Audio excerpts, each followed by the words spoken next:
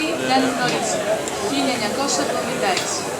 Το τραγούδι «Σύνορα η αγάπη δεν γνωρίζει», σε μουσική Κώστα Χατζή και στίχους Σώτιας Τσότου, ερμηνεύτηκε για πρώτη φορά από τη Μαρινέλα το Μάρτιο του 1976.